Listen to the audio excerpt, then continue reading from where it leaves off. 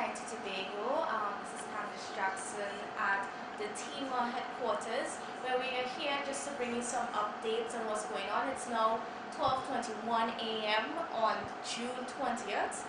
We are still under tropical storm warning, and right now I'm here with the director of TEMA, Mr. Alan Stewart. So, Mr. Stewart, can you just tell us what's the latest that's been happening so far as the storm has been passing through? First of all, let me say a very pleasant good morning to all of Tobago, and by extension the world who are maybe tuned in. At this time, things are still moderate, I must say. First of all, I just want to indicate that the effects of the storm, as you can see, Brett is still making his track through Trinidad and Tobago. So as you can see, it is passing through the northern side of Trinidad, and it's impacting these areas here very intensely. They're experiencing heavy rainfall at this time. So this is the situation as it is right now. There are a number of places that are experiencing strong gusts, heavy rainfall at this time. We are not yet out of the woods. We know definitely that the feeder bands are very huge. So we have all this system to treat with, and that amount of weather can adversely affect us. It is clear that the meteorological service would have indicated that there is a possibility that we will be receiving rainfall up to 125 millimeters of rainfall. And trust me, that is a whole lot of water. However, in terms of reports, we have only had 5 significant reports for the evening, none of them severe. 2 fallen trees, there are 2 medical reports, and also a house that collapsed on a gentleman. However, the fire service responded quite nicely to that report, and the person was hospitalized, well taken care of, and he's now recovering. These situations, we just want to warn Tobago will continue, where you will have these type of reports taking place. As we speak, we are learning that there is some in the northern side of the island, somewhere in the Palatavia area, we have reports of an area where a bridge may have collapsed. This is going to be investigated to know exactly what's happening. We have someone in that area who will be able to provide us with an update as we go along. Just to give you an angle, there is a number of stations that are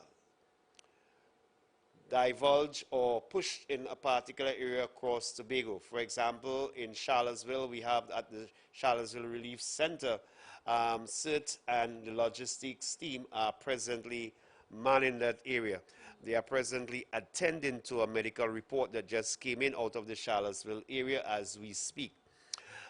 In addition to that, what we would have done, we have decentralized a number of our resources. There are actively 4 key areas that we have activated emergency kits that are embedded in the communities. Also, we have activated 17 shelters have been activated, and fortunately for us, we only have reports of 13 persons that are sheltered across these shelters. Can you tell us where specifically these 13 people are situated, into which shelters they are? We have persons, we have 2 persons in Cudler Hall. We also have in the Golden Lane area, there are 5 persons there as well. And in the Glen Road area, I also believe that we have persons at that location as well. So far, everything seems to be going quite okay. We are hoping that the weather will pass, but we know based on the projection of the system with information coming from the meteorological service, it is not yet over. So we are asking persons to exercise caution. We are asking persons to be vigilant. There will be strong gusts, and also the amount of rainfall that is expected. There is a strong possibility that we will have some landslides, and also we will have down trees as we would have experienced earlier on in the day. Okay. So, can you also tell us a little bit about when can we expect these conditions to dissipate? At what time can you know it's okay to come back outside and so on? I believe sometime by mid-morning we should have an indication as to what we are treating with. One of the fantastic feature of this storm is that it's moving at 23 miles per hour, and that is pretty fast. For a storm moving that fast, we know definitely over a small landmass, Trinidad and Tobago, then definitely we'll be out of the woods very fast. But so we expect by midday that there should be an indication that we are near out of the woods. But as I indicated, these feeder bands stretches at least close to 15 degrees north, almost down to 7 degrees um, north of the equator. And therefore, we have to look at those factors because that will play a key role as to how soon we'll be out of the woods. Okay, and I mean, is there any advice that you want to leave for Tobagonians? I mean, as we just go through these next few hours, is there anything that you would like them to know?